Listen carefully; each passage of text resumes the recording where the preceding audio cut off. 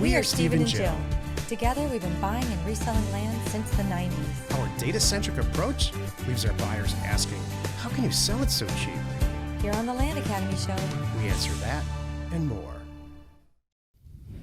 Steve and Jill here. howdy. Welcome to the Land Academy Show, entertaining land investment talk. I'm Stephen Jack Butella. And I'm Jill DeWitt, broadcasting from sunny Southern California.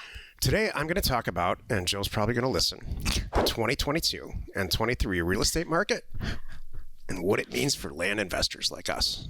Hilarious. Here's a hint. It's awesome. I'm excited. Interest rates are going up.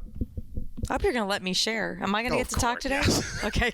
God, when do you not talk? Am I just going to be someone on your arm again? Oh, geez, yeah. Yep. My trophy partner, Joe. Yeah, that's right. Hey, watch it, buddy. Before we get into it, let's take a question posted by one of our members on the landinvestors.com online community. It's free. And please make sure you check us out on Discord if you're a member. Mm-hmm. If you need help outsourcing your mail operation, meaning, your blind offer campaigns, check us out at offers2owners, offers2owners.com, and click around for a product we released called Concierge Data. It allows people who are brand new will help you get that first mailer out. Or if you've been sending 50, 80,000 mailers out a month like we do sometimes, allows you to outsource it there. It's a great product. It's getting used widely to the point where we had to shut it down recently because we couldn't fill the orders. So by the time this airs, it should be back open, or if not, very soon after that. Sweet. Staffing. Aaron wrote, is there a reliable way to check out whether a subdivision has an HOA with covenants? I've never known an HOA that didn't have some covenants, but there we go. Anyway, sometimes it is easy when they have a website. Are they recorded? For the lot I'm looking at now in a new area, I pulled the recorded plat, but all I see is all I could find related to is the subdivision name. There we go. So far, I see no evidence of an HOA, but it isn't a big subdivision. So what do I do? This comes up. May I? Okay. No, go ahead. No, it's fine. No, go right ahead. What do you do? So here's what I do. This does come up because you're not sure. There's usually if there's a name like Shady Acres. All right, Shady Acres lot 23. All right, I might need to look into that just to make sure versus, the legal description and no thing like that, like lot, block, unit kind of thing. Even those could be. But usually you'll have a little indication. It's something you always want to check no matter what anyway. So how I check is there's kind of three ways. I do my own Google digging, right? My dual Google search for Shady Acres, HOA, POA, homeowner association, property owner association. See if anything pops up. I will also, nothing there. Okay, good. This is good news. Then I go to phase 2, and these are all this takes a few minutes, by the way. Phase 2 is I'm going to go out and look for property for sale or sold in that area and see if there was an HOA, like, oh, look, here was a property, in the same subdivision that sold 18 months ago. I'm looking at the comp anyway because I'm checking it out. And then I'm going to go through the description and see, oh, look, it was an agent. And I'll look through and see, is there an HOA or POA, the box, there's some information in there. Often that's where I find it, by the way, is doing a little recon into somebody else's posting. And then I've got it like, okay, noted. There it is.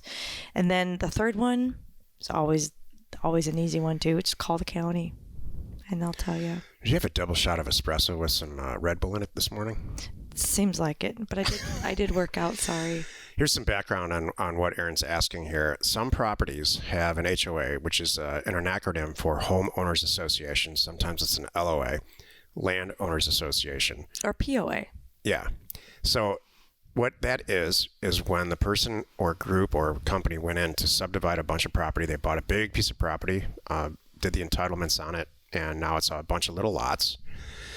They decided to incorporate that in its own little company and charge fees every month for some service to be received. Maybe it's road maintenance, a guard gate, all kinds of stuff. It could be could have a golf course, Right. and so A dock, boat dock.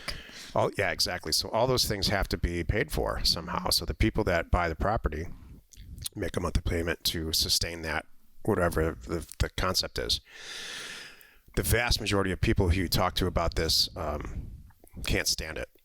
But Because it often comes with a bunch of rules. Yeah, like, we've all seen to the extreme. It's like your grass can't be right. longer than an inch Your and a roof half. has to be this color. Any given sitcom since 1980s has done an episode on at HOAs, and it's there's children's movies about these topics. So and the lady with a clipboard and a visor walking around. So it can get absurd. On the one side, it can get absurd. And on the other side, it can be actually necessary. Jill and I went to look at a ranch for personal use recently, and we drove down one of the most scary roads I've ever driven down in my life. Oh my gosh, yes. And it was single lane, it was not very scary. Maintained. And it was, I believe that it was that was maintained. And I can't imagine with the heavy rainfall how much maintenance that requires. So there was an HOA, and it said the HOA here is to maintain this road. Right. It's a bunch of ranchers, so that, you don't want any more rules than that. Right. In general, unless you're this type of investor, you don't want to buy property in an HOA. Right. I have many, many examples of when we have purchased property in an HOA and done very well. But Erin's point is, how the hell do you find out if the property's got an HOA in it? So you usually have to dig. The issue is, why can't it just be in the data set? Why can't I, when I'm scrubbing the data out of data tree, just remove all the HOA properties? And I would love that too. Right. The answer is the assessor doesn't care. The assessor only cares about statistics and details about a property that make it easier for him to create an assessed value so they can create a real estate tax. And they don't care about HOAs. And rightfully so. I wouldn't care either. So you got to dig. Once one comes back, you do Jill's little 3-rule thing there, and you're going to find out and then make a decision. Whether or not. Here's the good news. HOA property is crazy easy to price. It's easy to price when you go to buy it. If you know that it's an HOA already, like Jill's little example about Snowy Acres or something like Shady Acres. Shady Acres. And it's crazy easy to price. If you get one back signed, it's crazy easy to know what you're going to sell it for because there's usually a lot of comparison values. It's very, very, very similar kind property. It's like looking at a house in a master plan community. That one across the street just sold for $350. Well, I can safely assume mine's going to sell for $350. Right. Today's topic: 2022, 2023 real estate market, and what does it really mean for land investing? This is the meat of the show. So the deal is, we all know, if you've been following the news at all, that interest rates have gone up and that we had 2 crazy years of price escalations in real estate countrywide, almost without exception. So prices have skyrocketed, in some cases doubled in the last 2 years. And so what does that mean for us? Well, that was the cause and somewhat the result of now inflation and all kinds of things. So when international inflation happens like this, things cost more. Wages usually don't keep up with actual cost of living. People need money. And when people need money, it's those people who have a real estate that they're not using, land in another state or any of that, they're they tend to be a more willing seller than they were, let's say, 2 years ago when they were watching the value go up. This is my 4th recession as a professional, as a working professional.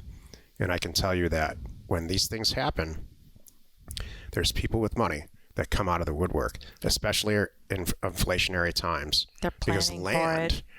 Land and precious metals and things, tangible items like that have real value are a great way to hedge off inflation, especially if you can get them at a bargain.